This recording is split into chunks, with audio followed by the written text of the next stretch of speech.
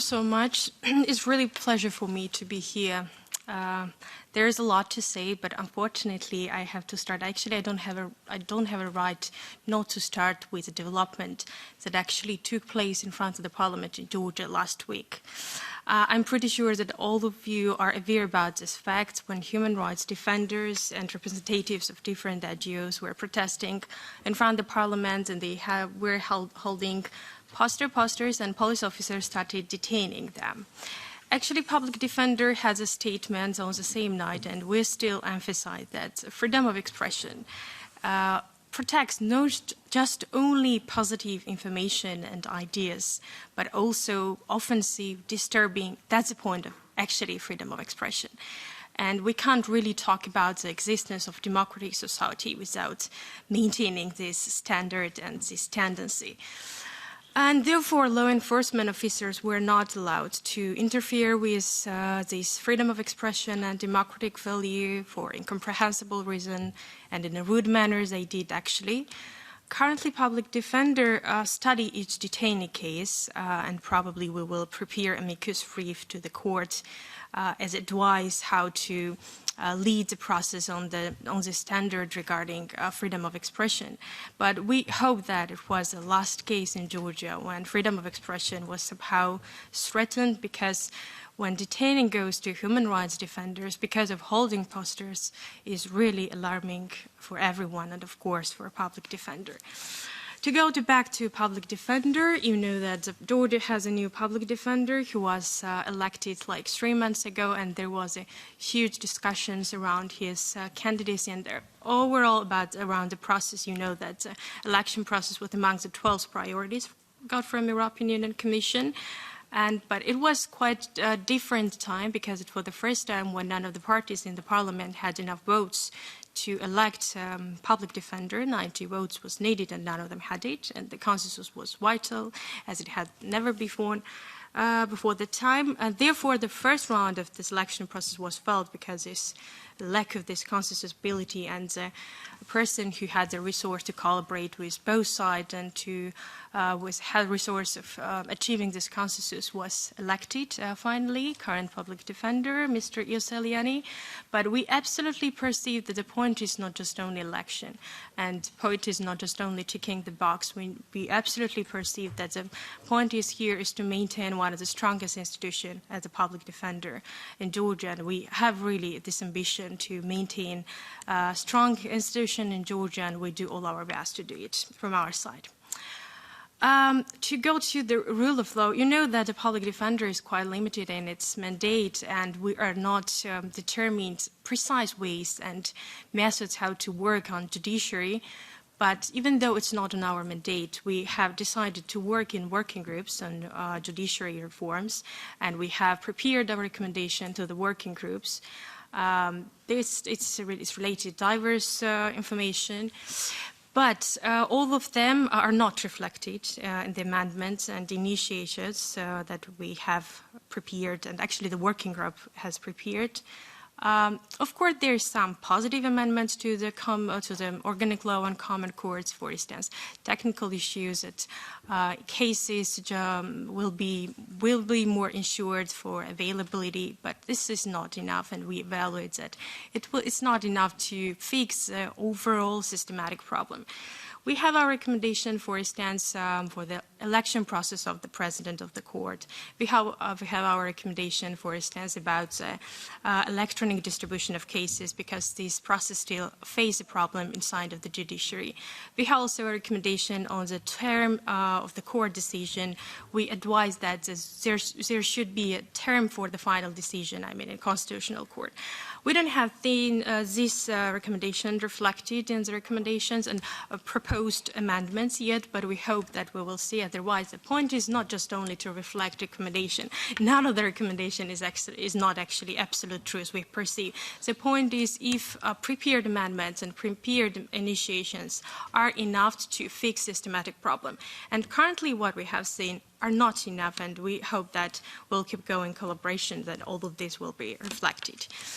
To go briefly, working in this working groups regarding 12's recommendation, you know that one of the 12th recommendation was also NGO representation and involvement in this process.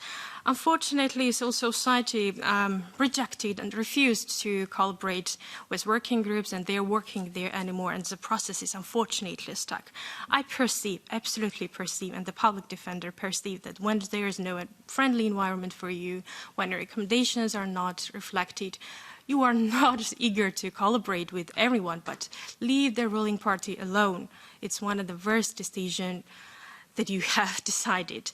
And we recommend, of course, human rights defenders and civil society to go back to round tables.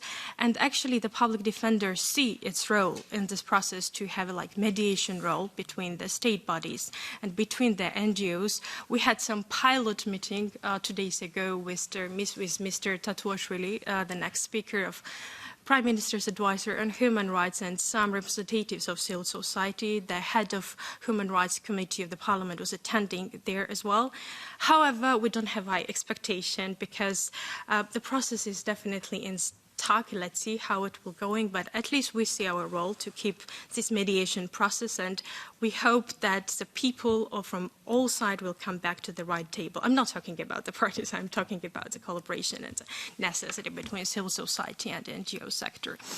Actually, the unfriendly environment is also reflected in the media environment. This very high polarized environment is still reflected in the media from both sides. Let's to be honest, from both sides we see this aggression, this hate speech is reflected in the media, and we see absolutely the same what we see in the parliament, in the environment overall in Georgia. To go in details regarding human rights, I also have to mention the strategy, National Human Rights Strategy.